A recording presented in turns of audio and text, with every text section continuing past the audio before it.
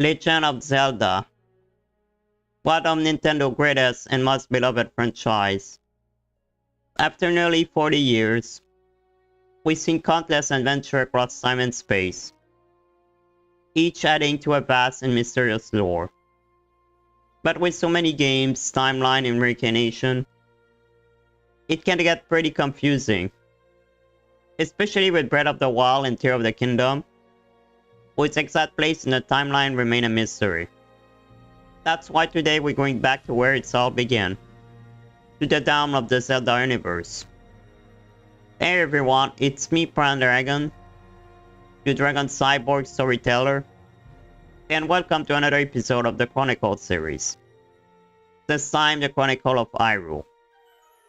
Today we'll explore the creation of the world, the birth of Hyrule, and the very first heroes and god that shaped the legend itself.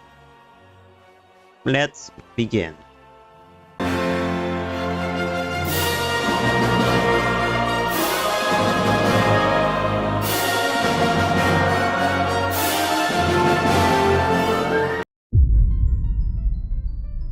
Before time itself, there was only darkness.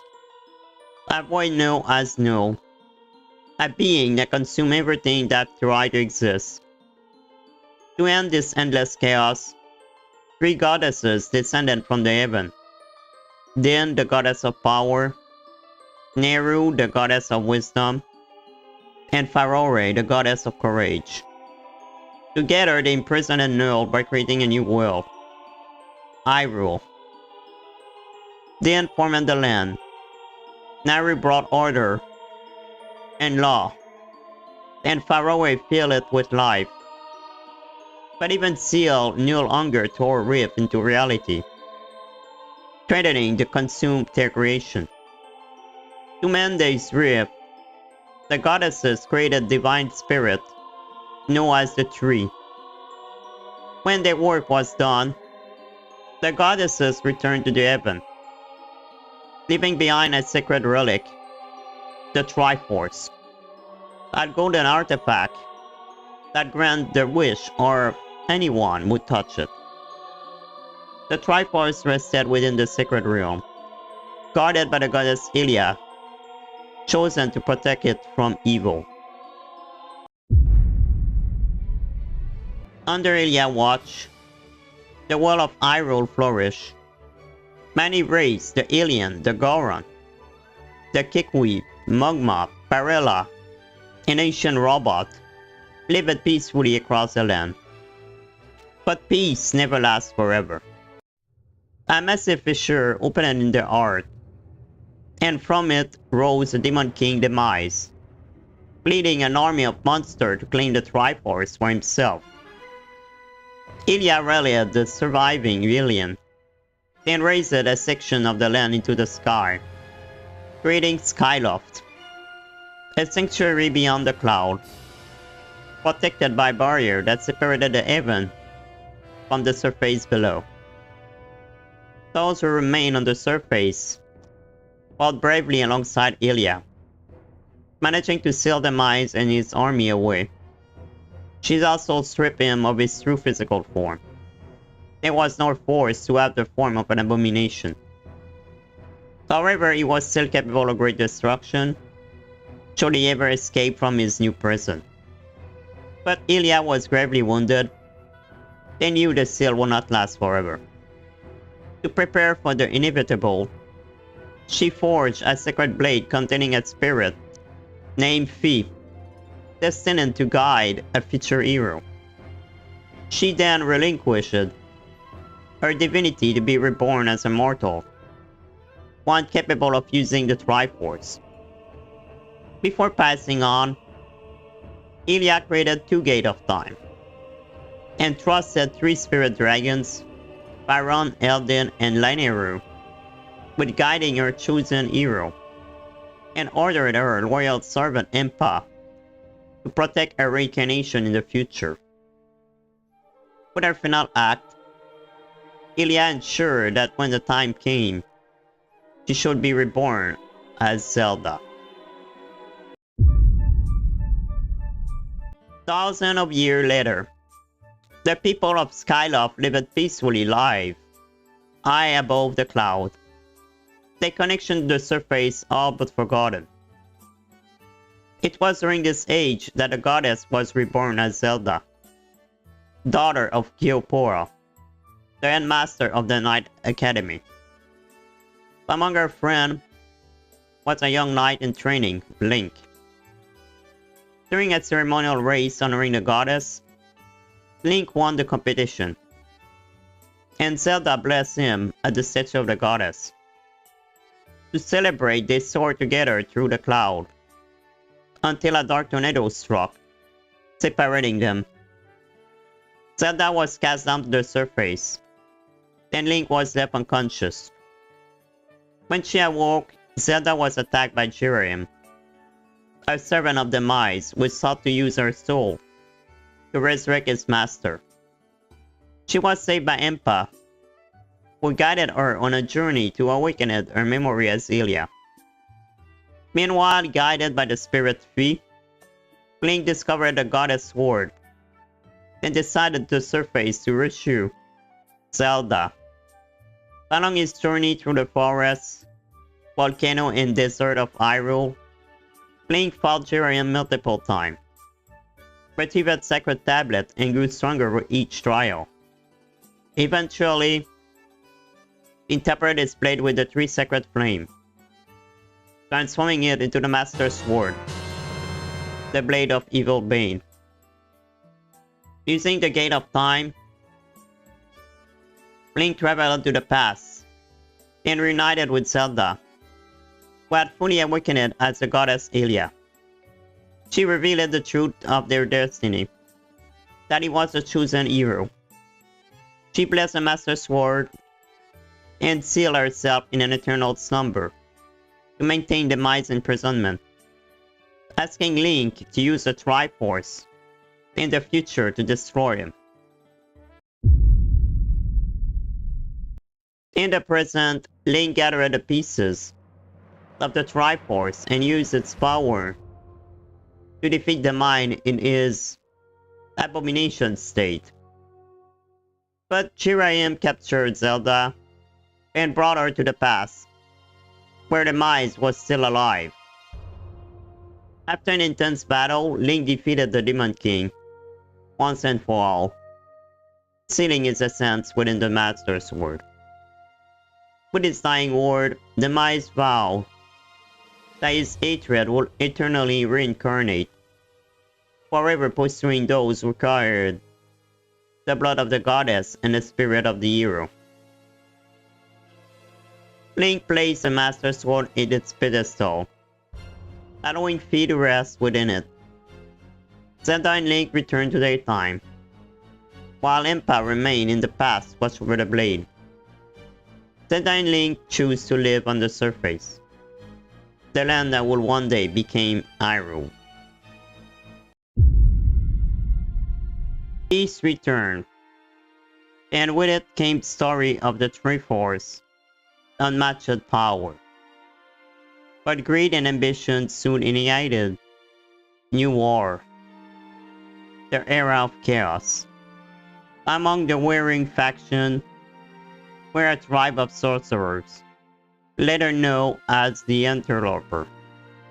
Using a dark magic called the Fused Shadow, they attempted to claim the Triforce, but were defeated and banished to another dimension, the Twilight Realm. Over time, they became the Twili, shadow of their former self. To prevent further corruption, the sage Roru built the Temple of Time, sealing the entrance to the Sacred Realm and protecting the Triforce within the Temple of Light. The Master Sword became the key and barrier between mortals and the gods. Thus began the era of prosperity, where Zelda descendant founded the Kingdom of Hyrule, blessed by the goddess bloodline and protected by heroes bearing the name Link. The cycle of courage, wisdom, and power was set, and the Legend of Zelda was born. After many years of peace, darkness once again fell upon the kingdom of Hyrule. Evil creatures swarmed across the land, casting the world into shadow and despair. But when hope seemed lost, salvation came from the heaven. From the sky descended a tiny race, known as the Minish, or Picori, who gifted the hero of that age with two sacred relics, the Picori Blade and the power of the Light Force. Armed with these blessings, the hero defeated the monster and sealed them within a chest, locking it away with the Picori Blade itself. To protect the Light Force from future corruption, it was hidden within Princess Zelda's very soul, granting her and her descendant a divine power that will echo through generations. To honor the Minish and the hero who saved them, the royal family of Hyrule established the Picori Festival, celebrated once every 100 years, the time when the gateway of the Minish realm briefly opened. The festival featured storytelling, song of the ancient battle, and a grand sword fighting tournament, where the winner earned the honor of touching the sacred Picori Blade. A century later, Hyrule once again celebrated the Picori Festival. Among the competitors in that year's tournament was a mysterious man named Vaati, whose powers seemed almost supernatural. He easily won the contest and was granted the right to approach the Picori Blade. That day, Link, a young boy and close friend of Princess Zelda, attended the ceremony alongside her. But as Vaati touched the sacred blade, he revealed his true nature, shattering the sword and opening the chest it sealed. From it, darkness poured forth once more. Believing the light force lay within, Vaati tore the chest open, but finding it empty, he flew into a rage. Enraged and desperate, he turned to Princess Zelda to stone, before fleeing the castle. King Daltus then entrusted Link with a great mission, to find the Minish and restore the Picori Blade, the only weapon capable of sealing away this evil once again. During his journey, Link encountered a strange talking cat named Eslo, who had been attacked by a monster. After saving him, Link learned the truth. Eslo was once a Minish sage, and Vaati's former master. He had crafted a magical cap that could grant wish. But Vaati has stolen it, and used his power to transform himself into a powerful sorcerer. As punishment, Vaati turned Eslo into the ape he now was. Together, Link and Eslo set out to restore the Sacred Blade. To do so, Link had to gather the four elements: earth, fire, water, and wings. Ancient forces that held the key to reforging the sword and unlocking the true life force. All the while, Vaati watched from the shadow, seeking to find the light force before Link could reach it. When Link finally gathered all four elements, he reforged the Picori Blade into the White Sword, then ventured deep into the elemental sanctuary, hidden beneath Hyrule Castle. There he infused the sword with the power of all four elements, transforming it into the Fourth Sword, a divine weapon capable of splitting one warrior into four. Within that sanctuary, Link also uncovered a crucial truth. The light force resided within the Princess Zelda herself.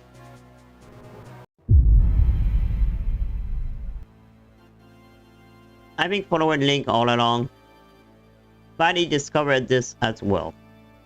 He launched a full assault of Hyrule Castle, engulfing it in darkness, and captured the prettified Princess Zelda to extract the light force from her. Link stormed the castle, fought through Vaidi's sorcery, and faced him in a fierce final battle. Wielding the full sword, Link triumphed and restored Princess Zelda, breaking the curse that bound her in stone. With Vaidi defeated, peace could finally return.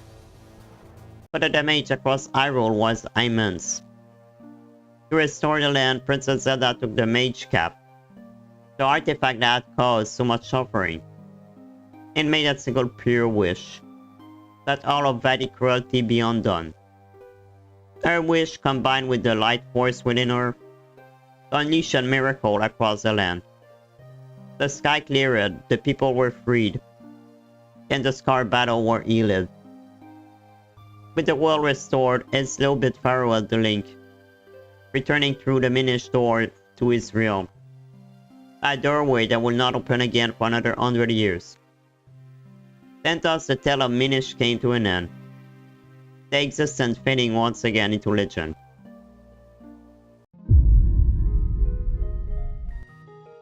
Century later, Vaidi reappeared, even though he was believed to have been destroyed long ago. However, he had no memory of his past life. Now calling himself the Wing Mage, he seized the Palace of Wings and brought terror to the land by kidnapping young maiden. But once again a young hero appeared, wielding the Forest Sword.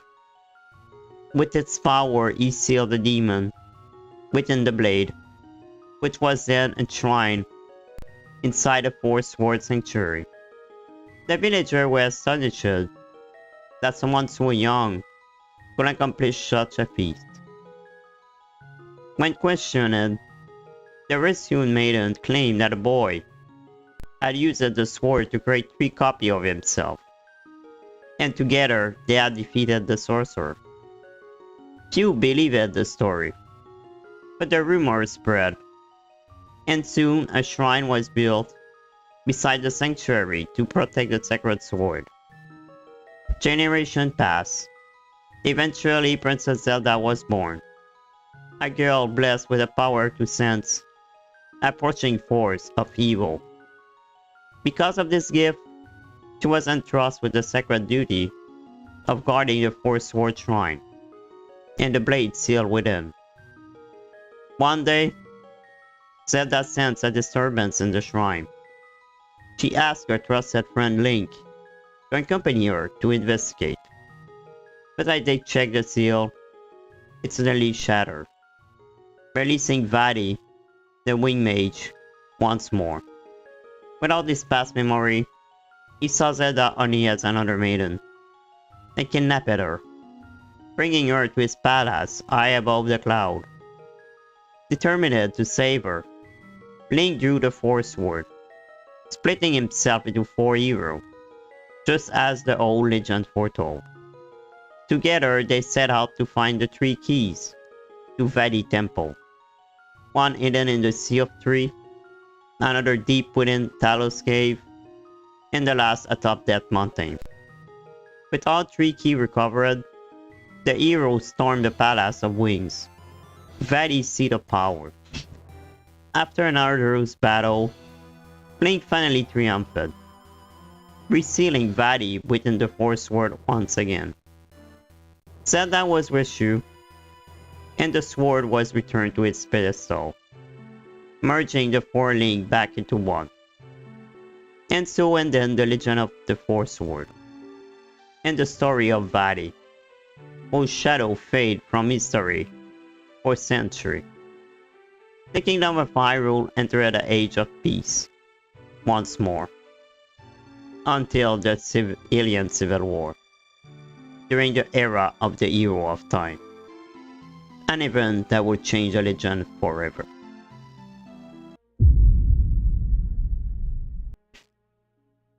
And that's what up today Legend of Zelda lore video. From the creation of the world all the way to the end of the Four Sword era. In the next episode, we'll dive into the tale of the Hero of Time, where the story is split into 3 timelines.